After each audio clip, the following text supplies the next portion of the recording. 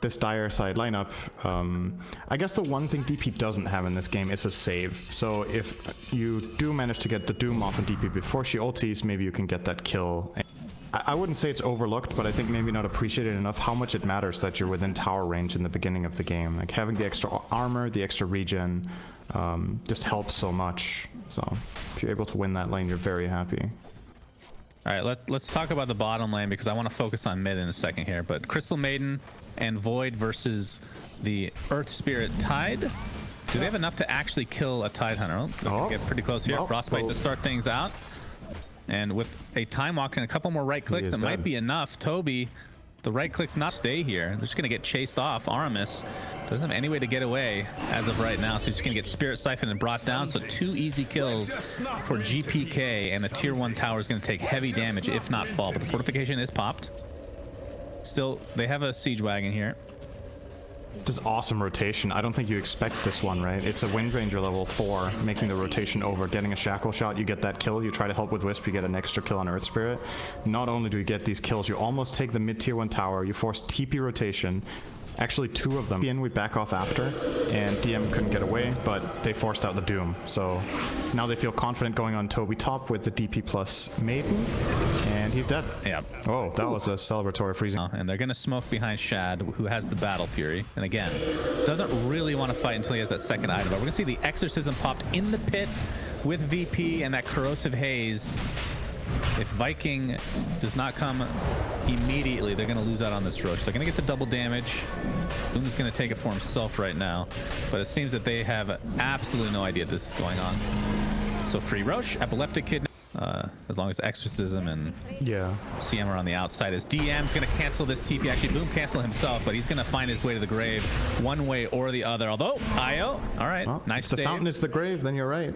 But he will live. Next patch, just wait. I got a little inside information. Relocate kills tethered hero. Fountain will be a grave site in the next patch. As quad crush. Actually brought some company now. Fine. So what happened? Not a clear-cut victory, one way or the other. Oh, looks like the pit. Yeah. Roshan is being taken out again, and I don't know if Viking can get here in time. They're making their way over, like they have an idea. This was T-Governor's prediction. 25-minute second Roche. That's pretty much spot on. And then he said, and then they just win the game. So let's see if he's right about that part. I just want to say, not in Dota 2, but in Dota 1, we've had 3 heroes deleted, I think. The Gambler, RIP. Yep, and now the Aegis, Keys, and Refresher Shard. Aramis might have to sacrifice himself because he is late to the party. Exorcism was used. It's a very early exo from GPK. I wonder if they can hit some tower with it. They have a mid wave, but no glyph, so they can't keep it alive. But the next one's coming, and nobody's cutting it. So, yeah, I mean, let's see if they can get a tower now. Repair kit was on the Earth Spear. He dropped it into the fountain. We'll see if somebody picks it up and uses it here. Yeah, totally has that. Just that. So this will just delay the inevitable, which is at the very least a tier 3. And meanwhile, the bottom lane, Shad and company looking to maybe try and force them out. Exorcism is ending. Repair kit continuing on, apparently, as they're going to TP onto Shad here. Remember, Io still has that ultimate, and we'll probably have to use it here. Oh my god, this is going to be close, though. All right, never mind. It's an Io. I forgot, guys. And that means it's a split-up fight here for VP. Chrono, though. Onto 2. Looks like PA is just going to get beat down by Epileptic Kid. There's the bash, but it's not going to be enough. The Abyssal Blade to counter it. Now, Epileptic Kid in a bit of trouble. He has the Aegis intact still. On the other side, the Ravage still online for Tobi, as Crystal Maiden's going to pop that ult, basically zoning at this stage. Nobody has died some way, somehow. Bottom lane, in the meantime, Shad is still here, going after DM. Right clicks are not going to be enough, as Save does take him out with the help of the rest of his team. So after all of that, they finally get PA. Which part of Viking strategy is having that Doom, and it's just not available, so GPK gonna go in again. Shard Exo allows GPK to pop the Exorcism again, so this should be a Rax if they don't buy back onto PA, but based on how they've been playing this game overall, and so Ravage still online, I think they just give this up and probably try to defend this. I don't know if they can let 2 Rax down at this stage. I don't think they have a choice. I mean, they could buy back the PA and try this fight, but there's still Aegis as well, and Cheese. Oh, Tobi jumps in, still has the Ravage. There's the buyback. They think he doesn't have it. That's going to be the Aegis just like that. Okay. And now DM's going to drop to the grave as well. So if they can get this Void, this would be pretty freaking big. The Abyssal Blaze online, that's an easy kill once he's locked down like that. So a 2-for-1 if you want to count the PA in all this. Oh my, Shad! Whew. From full to 0. CM is donezo. GPK, BKB TPs.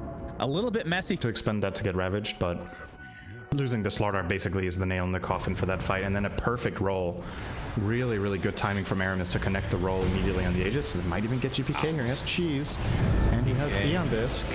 Buyback. Puts up of his base. Eon Disc does pop save with that ult now. Buyback onto the Crystal Maiden. Tobi, remember? Woo! The right clicks again. More than enough to take him out. As DP looks to be next on the list. Viking.gg. Somehow behind by 5K the entire game and basically not fighting the entirety of the game.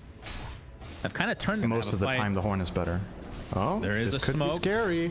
Shad has the Nullifier online. He's gonna jump in. The Ravage is there. They're not gonna use the Nullifier onto illias as of yet because he's gonna be an easy kill one way or the other. But there's a Chronosphere onto 3 heroes with Winter on the backside, dealing so much damage to PA to buy back onto the Tidehunter. There's the Doom finally used, but Boom is gonna cost him his life immediately. Save in the meantime. Looks like VP wins this fight handily. PA is now dead. No buyback to speak of. And again, Tide did buy back Tobi, but he's already used Ravage. Yeah, they know there's no buyback on PA. They forced it in the top fight previously, so they know this is a 4-on-4 without the strong enemy hero that kills them and without Doom. Oh. They are going for Throne. A nice silence onto 2 heroes. Epileptic Kid jumps in with that time dilation as well. Windrunner trying to deal as much damage to these tier 4s as possible. Still 90 seconds on the deck.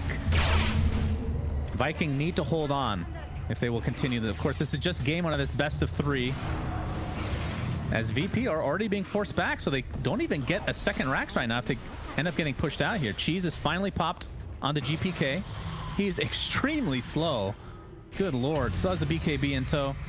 Actually holding onto the Aeon Disc and expecting more around him. Oh my god. Oh my god, Roshan. Are you serious, dude? Who gets the Ags? This is going to be the Faceless Void indeed. So now you have the time lock combination, if you want to call it that.